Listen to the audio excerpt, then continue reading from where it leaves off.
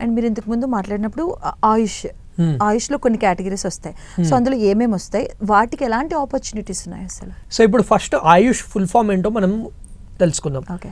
ఏ అంటే ఆయుర్వేద, వై అంటే yoga based, you అంటే ఉనాని మెడిసిన్, ఎస్ అంటే సిద్ధ, హెచ్ అంటే హోమియోపతి. సో ఈ 5 కోర్సెస్ ఏంటి, ఆల్టర్నేట్ మెడిసిన్ అని అంటారు అనమాట. సో ఇప్పుడు రీసెంట్లీ 10 years బ్యాక్ ఈ గవర్నమెంట్ వచ్చినప్పుడు, సెంట్రల్ గవర్నమెంట్ వచ్చినప్పుడు వాళ్ళు ఆయుష్ అనే ఒకటి స్టార్ట్ చేశారు.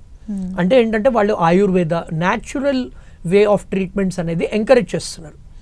But again it completely depends on the philosophy of the parents. And ఇది ఇప్పుడు my personal opinion might be that నేను ఐ బిలీవ్ ఇన్ ఈ normal medicine, not alternative medicine. చాలా మంది నాకు తెలిసిన వాళ్ళు ఉన్నారు, దే ఓన్లీ యూజ్ ఇదేంటి alternate medicine.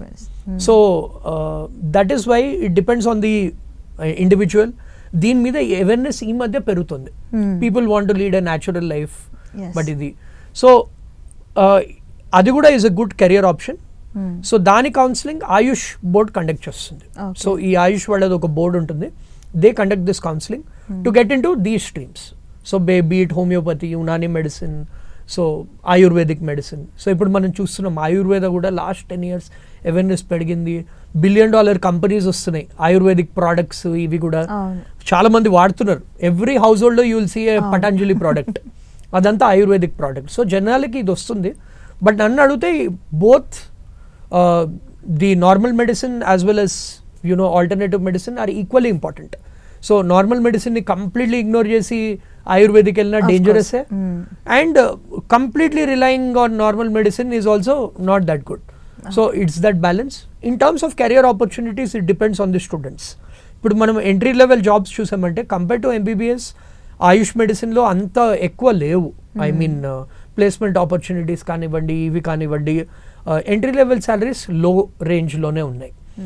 And but if they want to start a clinic on their own, or if they want to get into Ayurveda or Unani medicine completely, or like family background unte, this course is good for them. Asal em background ledu, immediately placement opportunities kavali, తొందరగా settle అవ్వాలి అంటే this might not be the correct fit for them. And నీట్లో కూడా అంటే అనుకున్నంత marks రాలేదు, but they want to be in medical field లో ఉండాలనుకునే వాళ్ళు కూడా చేయొచ్చు. ఎస్.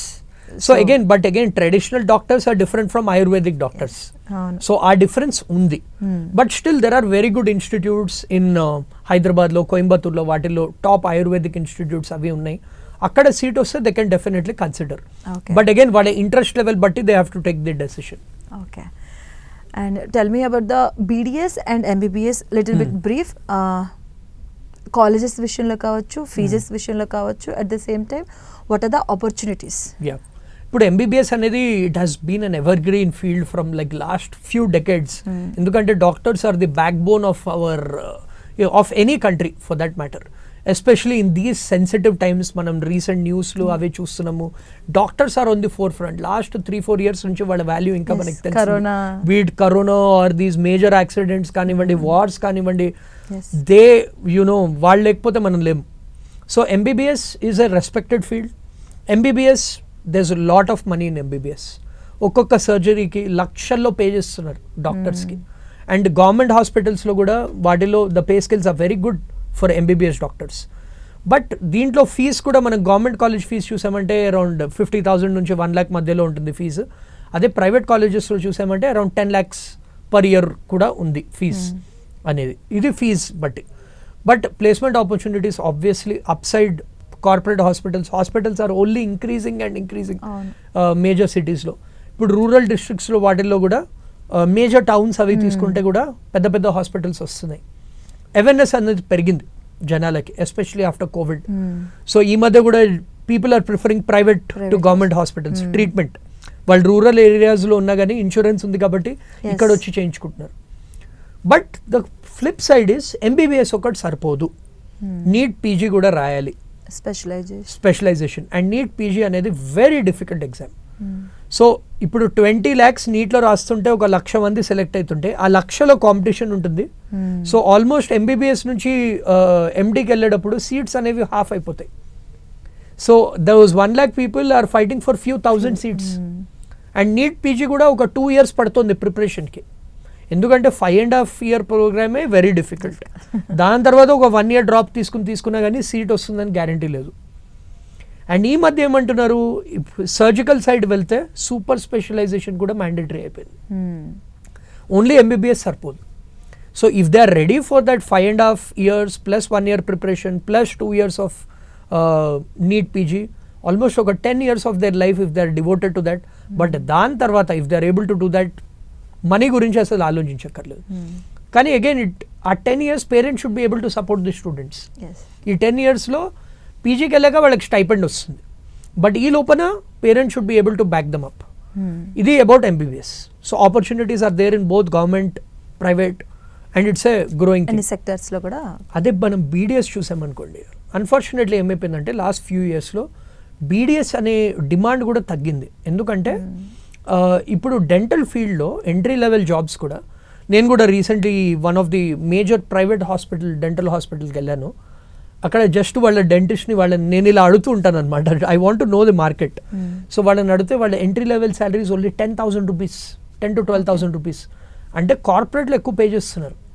సో అందుకే డెంటల్ ఫీల్డ్లో ఉన్న వాళ్ళు కూడా they are trying to get in to hospital management or other courses. So or self clinic పెట్టుకున్నా కానీ it's very difficult to get. ఇది అడ్వాంటేజ్ ఏంటంటే క్లినిక్ ఈజీలీ సెటప్ చేసుకోవచ్చు, బీడీఎస్ చేసి కూడా క్లినిక్ పెట్టుకోవచ్చు, ఎండిఎస్ చేయక్కర్లేదు. అండ్ ఎండిఎస్లో కూడా కంపేర్ టు ఎండి కాంపిటీషన్ అనేది తక్కువ, బట్ సీట్స్ కూడా తక్కువ. దీంట్లో ఫీ స్ట్రక్చర్ కూడా ఆల్మోస్ట్ ఎంబీబీఎస్, బీడీఎస్ది ప్రైవేట్ కాలేజెస్లో ఫీజు అనేది almost half compare to competition కూడా అంటే అంతగా ఉండకపోవచ్చు, అంతగా ఉండదు కంపేర్ టు ఎంబీబీఎస్. బట్ ఈ మధ్య బెటర్ కోర్సెస్ వచ్చాయి, so students are preferring that. So in case ఆ ఫీల్డ్లోనే ఉండాలి. కొందరు ఉంటారు passionate about dentistry, and dentistry అనేది ఎవర్ గ్రీన్. ఇప్పుడు మన అందరికీ కూడా we'll have teeth issues for sure. పెద్దగా అయినప్పుడు విజ్డమ్ టూత్ ఇష్యూస్, చిన్నగా అయినప్పుడు ఇవి ఇష్యూస్ సో ఉంటాయి. అండ్ ఈ మధ్య టూత్ అలైనర్స్ ఇవి కూడా వస్తున్నాయి. It is also a growing market. But unfortunately మన ఇండియాలో ఇప్పుడు ఏంటంటే వాళ్ళకి ఎంట్రీ లెవెల్ జాబ్స్లో శాలరీస్ అనేది తక్కువ. ఇప్పుడు ఎంబీబీఎస్ చేసిన వాళ్ళకి 40,000-50,000 ఇస్తే వీళ్ళకి ఓన్లీ 10,000-15,000 ఇస్తున్నారు. సో ప్యారిటీ అనేది ఉంది. ఫ్యూచర్ ప్రాస్పెక్ట్స్ యూఎస్, యూకే లాంటి కంట్రీస్లో దర్ పేయింగ్ ఎ లాట్. వాళ్ళని ఏంటంటే డెంటల్ వాళ్ళని, ఎంబీబీఎస్ వాళ్ళని సేమ్ వేలో చూస్తారు. ఇక్కడ ఏంటంటే డెంటల్ అంటే కొంచెం తక్కువగా చూస్తారు అనమాట. సో ఆ ఆప్టిక్స్ అది కూడా ఫారిన్ కంట్రీస్లో they are good opportunities. So this is the major difference between MBBS and BDS.